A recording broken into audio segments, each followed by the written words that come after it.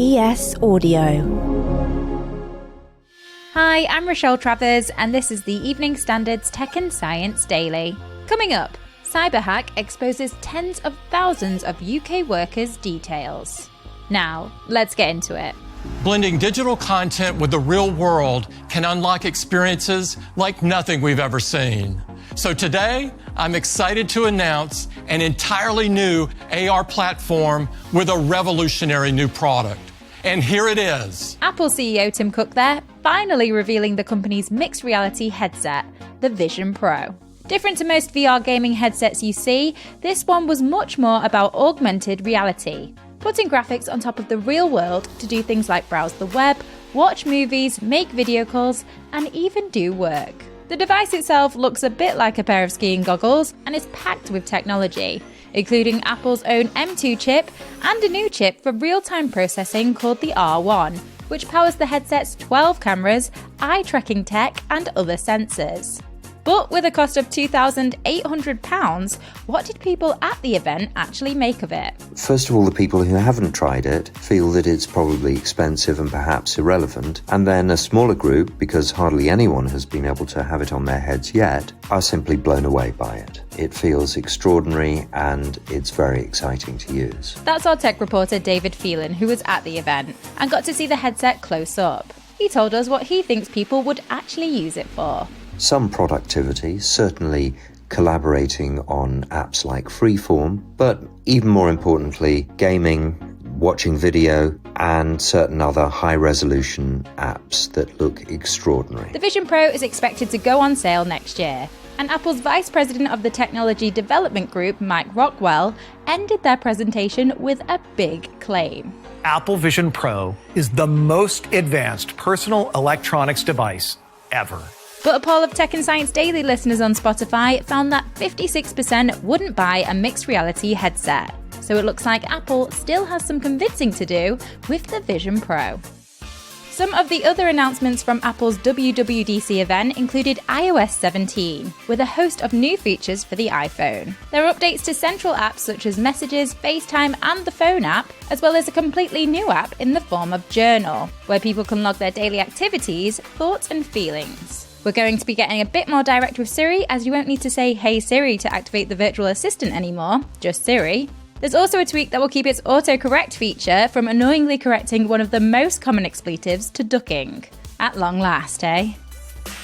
A cybersecurity breach has exposed tens of thousands of UK workers' personal details, with the BBC, BA and Boots among the victims. A hacking group called Clop has claimed responsibility for the breaches, which are centred around the Move It file transfer software. In an email to Reuters on Monday, the hackers said it was our attack and that victims who refused to pay a ransom would be named and shamed on the group's website. Work by Microsoft had earlier suggested that the Russian-speaking ransomware gang was behind the attack.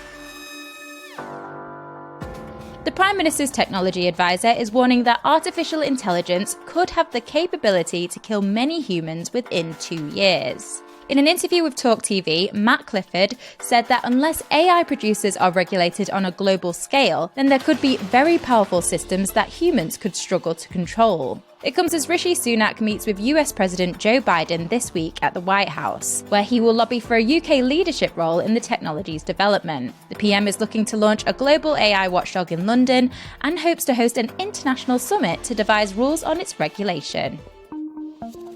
Figures show that syphilis and gonorrhoea cases in England hit record levels last year. Data from the UK Health Security Agency shows over 8,692 cases of syphilis were recorded in 2022, the largest annual number since 1948. Meanwhile, gonorrhoea numbers hit a high of 82,592 last year, a 50% increase compared to 2021, and the highest number of gonorrhoea cases in any 1 year since records began, in 1918. The agency is reminding people that condoms are the best defense against STIs and to go get tested as soon as possible if you think you have any symptoms. Let's go to the ads. Coming up, children's doctors call on a complete ban on disposable vapes and how your office plants are actually working for you. Why not hit rate and follow in the meantime?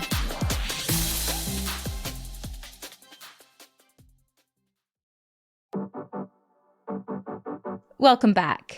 Children's doctors are calling for a complete ban on disposable vapes, as the long-term impact on young lungs, hearts and brains remains unknown. Studies suggest that disposable vapes are the most popular vaping device among teenagers in the UK. However, anti-smoking campaign groups say a ban would make it harder for some adults to give up smoking and increase the trade in illegal vapes.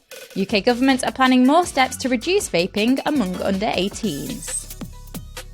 Microsoft will pay $20 million to US regulators after it was found to have illegally collected data on children who had started Xbox accounts.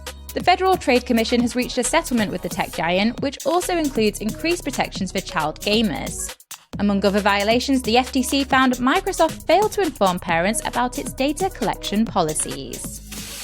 And finally, a small green wall containing a range of indoor plants in your office can effectively remove toxic air pollutants from the surrounding air in a single workday. Many offices connect directly to car parks, which makes it difficult to avoid harmful petrol-related compounds.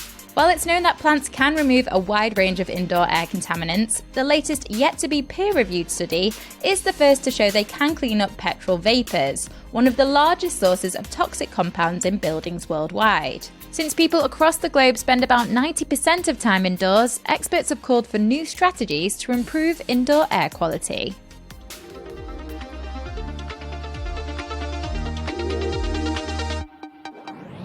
You're up to date. Come back at 4 p.m. for the Leader podcast from the Evening Standard.